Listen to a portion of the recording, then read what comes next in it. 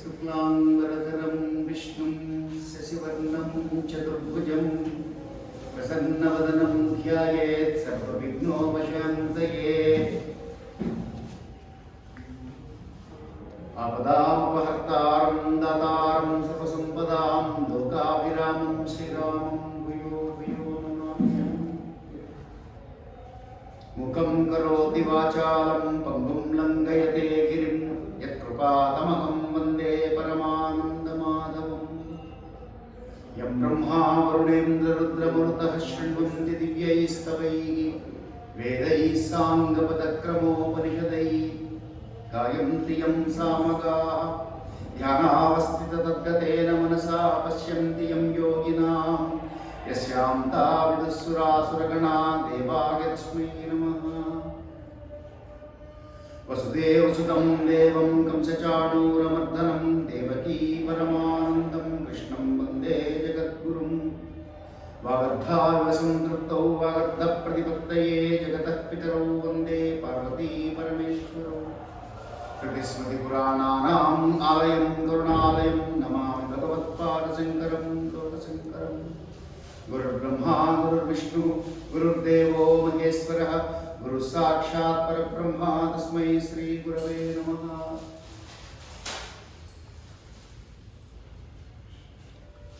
कृष्ण चैतन्य स्वरूपమైనటువంటి సభకు నమస్కారం।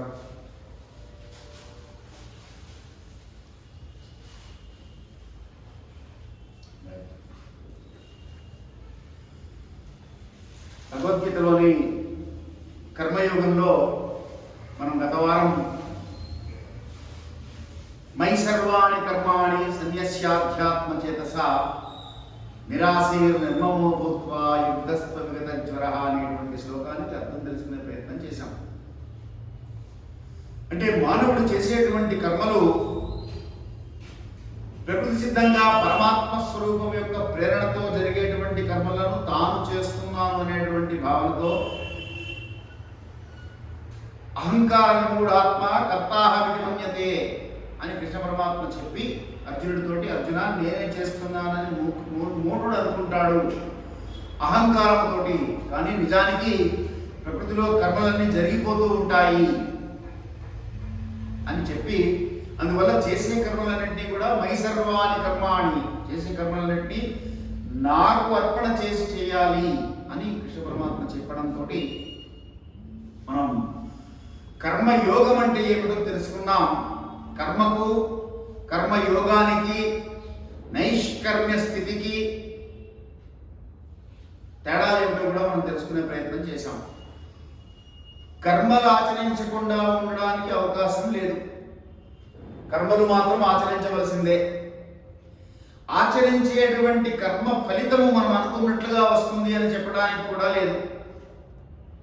Man proposes God disposes అంటారు। అందుకే చేసేటువంటి కర్మ ఫలితం ఎలా ఉంటుందో మనకు తెలియదు, కానీ చేయవలసినటువంటి ధర్మము కర్తవ్యము మాత్రం మనకున్నది।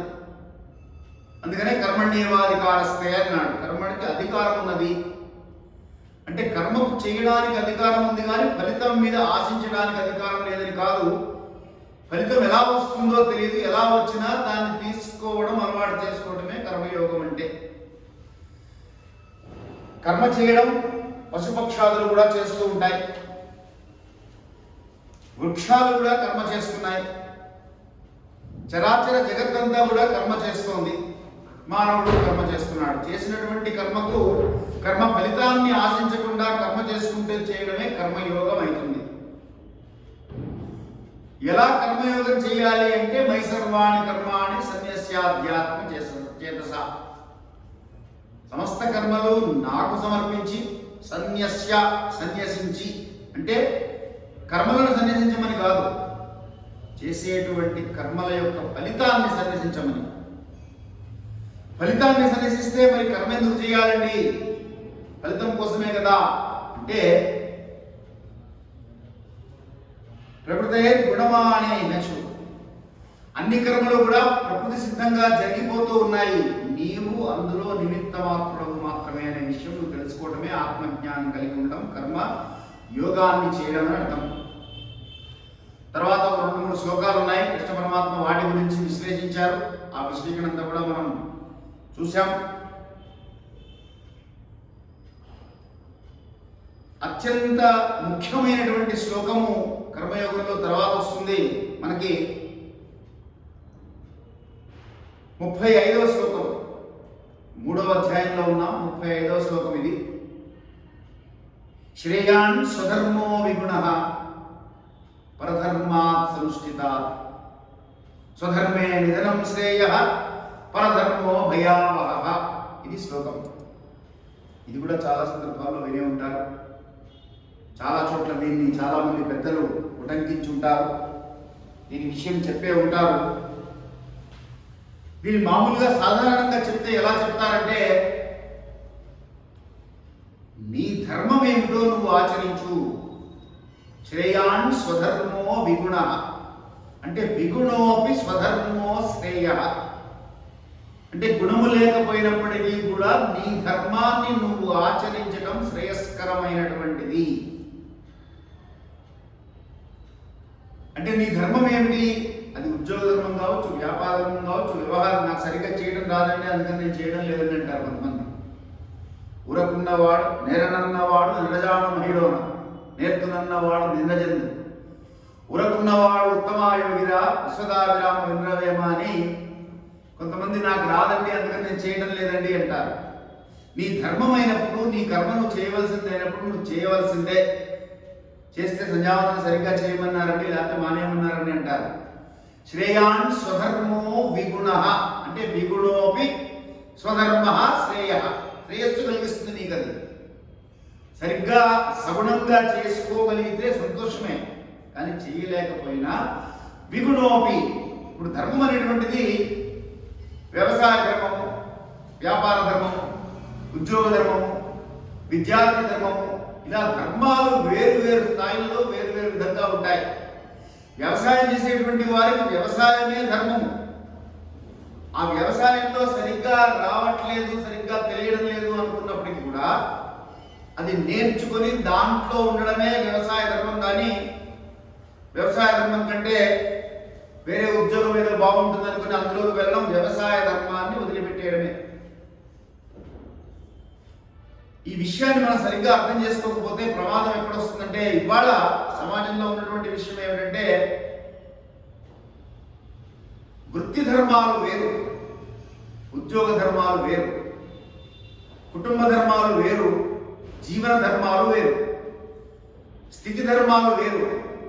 అంటే భర్తగా ఉండేటువంటి స్థితి, కుమారుడుగా ఉండేటువంటి స్థితి, తండ్రిగా ఉండేటువంటి స్థితి, సోదరుడుగా ఉండేటువంటి స్థితి.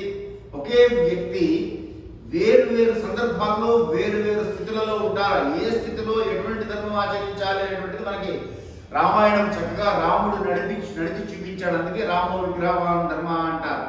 సందేహం వస్తే రామాయణాన్ని రిఫర్ చేయాలి. కాబట్టి శ్రేయాన్ స్వధర్మో విగుణ పరధర్మాత్ అనుష్ఠిత స్వధర్మే నిధనం శ్రేయ పరధర్మో భయావహ. కాబట్టి నీ ధర్మాన్ని నువ్వు విడిచిపెట్టేసి వేరే ధర్మాన్ని ఆశ్రయించడం అంటే, ఏదైతే ఆచరించకూడని ధర్మం అంటే ఏమిటండి? రీతేవా జనేది ధర్మం.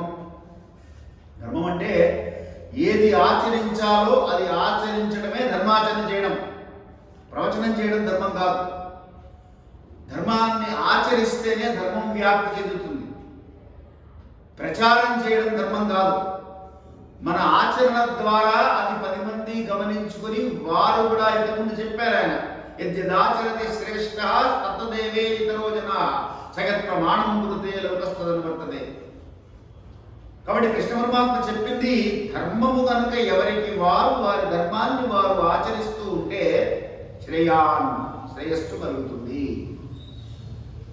ఏ సందర్భంలో అయినా సరే నిర్ణయం తీసుకోవాలి అంటే ఇది ధర్మమేనా, నాకు ధర్మం ఏమిటి, నా ధర్మం ఏమిటి, ఎవరి ధర్మాలు వారికి విశ్లేషంగా చెప్పబడి ఉన్నాయి కనుక ఆ ధర్మాన్ని తెలుసుకుని దాన్ని ఆచరిస్తూ ఉంటే శ్రేయస్సు కలుగుతుంది. పరధర్మాత్ అనుష్ఠిత, పరధర్మాన్ని ఆశ్రయించావా నాశనం అయిపోతావు, జాగ్రత్త. ఎందుకు చెప్తున్నాడు అర్జునుడికి? అర్జునుడు క్షత్రియుడు యుద్ధం చేయాలి. యుద్ధం చేయకుండా నేను సన్యాసం స్వీకరిస్తాను, భిక్షమెత్తుకుని తింటాను కానీ యుద్ధం చెయ్యను అంటున్నాడు. భిక్షమెత్తుకోవాల్సింది యతి ధర్మం, అది క్షత్రియ ధర్మం కాదు.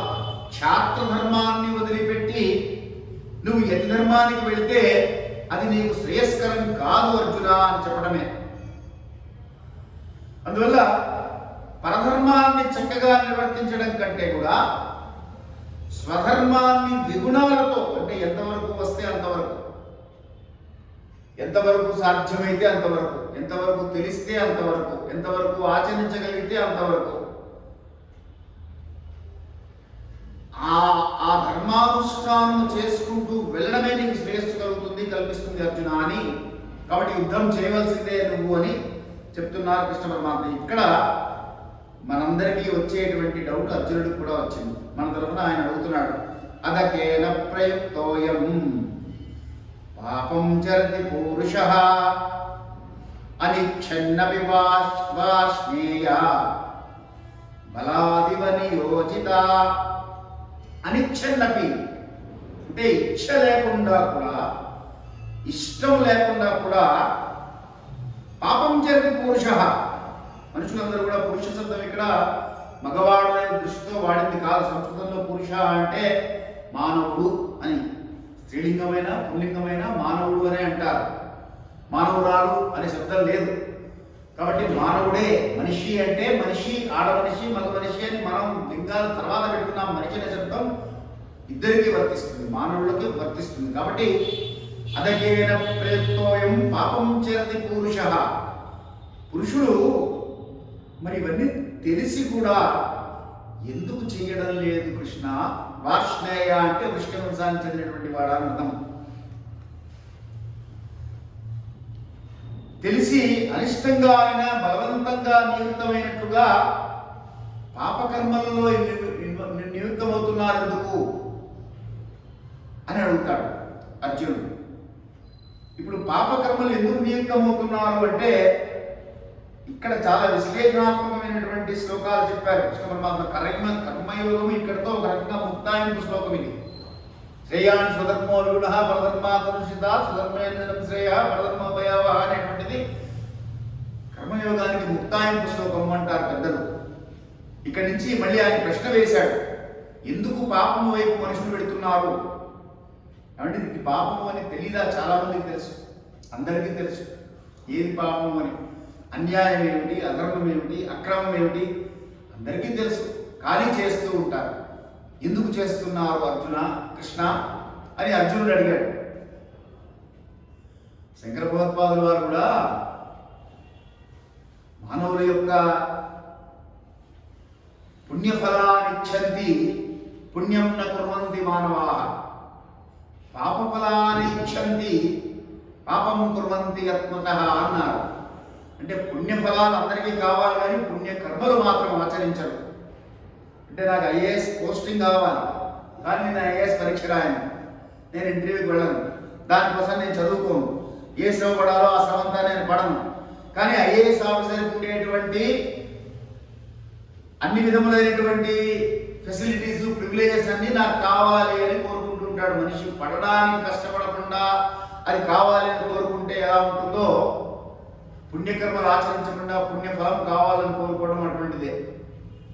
పాపమును చేస్తూ పుణ్యఫలం కావాలి అని కోరుకుంటే రాదు. ఎందువల్ల కుంకుడుకాయ చెట్టు వేస్తే కుంకుడుకాయలే వస్తాయి, మామిడి పండు చెట్టు వేస్తే మామిడి పండే వస్తుంది.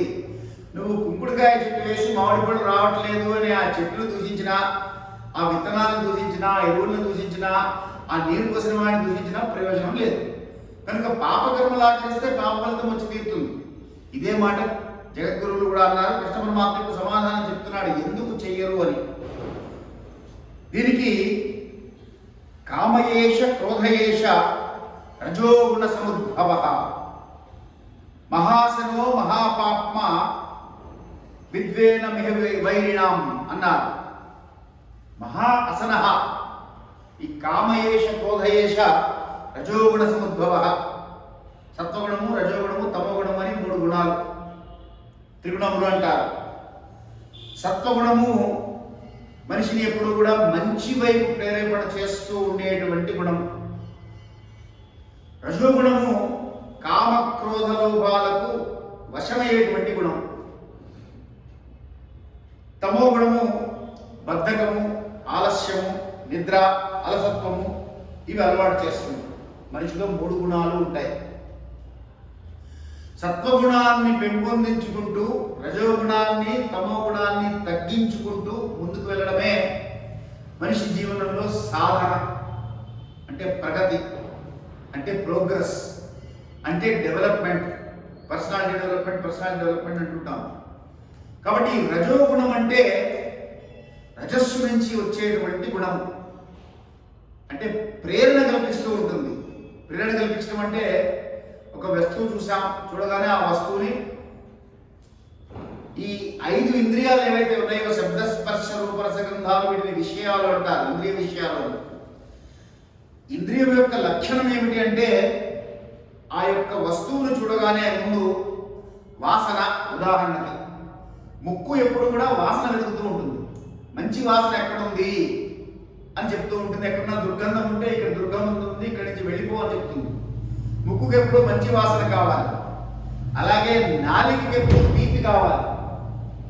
షుగర్ వచ్చినా సరే తీపే కావాలి. షుగర్ 200, 220, 240, 400 వచ్చినా మాత్రం వేసుకొని తీపి కావాలి. నాలుక లక్షణం అది. చెవులకి మంచి మాటలు వినాలనిపిస్తూ ఉంటుంది. ఎవరు మంచిగా మాట్లాడితే వారి వైపు యథార్థవాది బంధు విరోధి సామెత అందుకని వచ్చింది.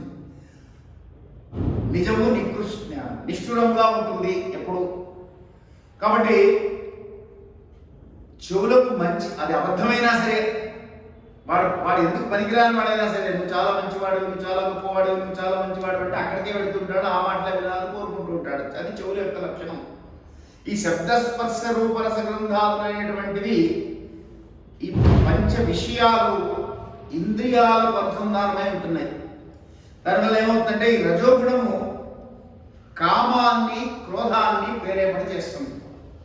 కాబట్టి దానివల్ల మనిషి తనకు తాను తెలియకుండా రజోగుణానికి లోబడిపోతున్నాడు. అర్జున, లోబడి ఈ కోరికలకు చిక్కుతున్నాడు.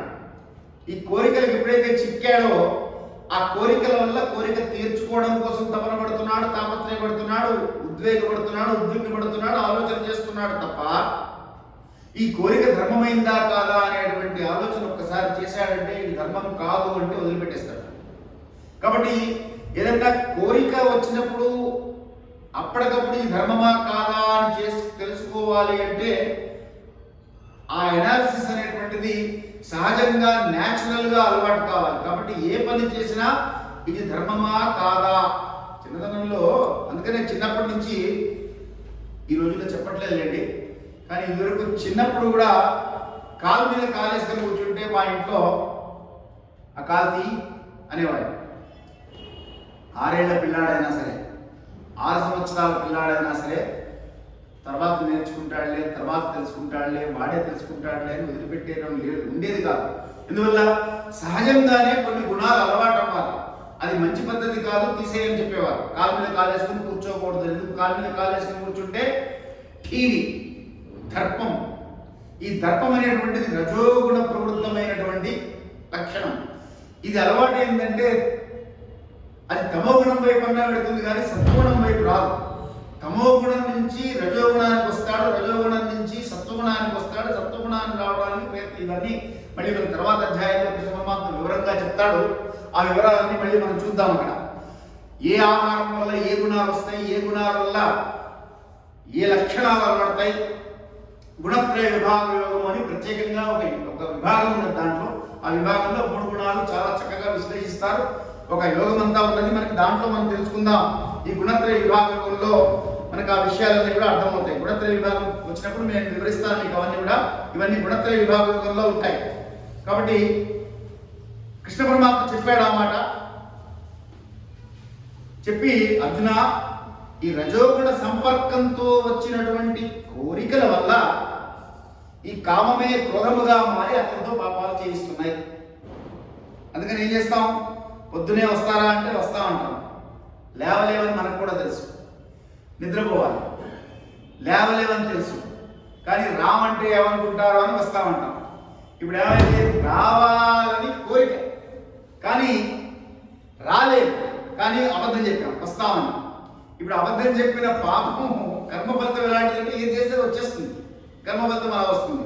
కాబట్టి ఈ విశ్లేషణలన్నీ మనం గుణత్రయ విభాగం వచ్చినప్పుడు చాలా ఇంట్రెస్టింగ్గా ఉంటుంది. మీకు అవన్నీ అప్పుడు వివరిస్తాను. తర్వాత ఇవాళ కర్మయోగం ముగిద్దాం ఇవాళ.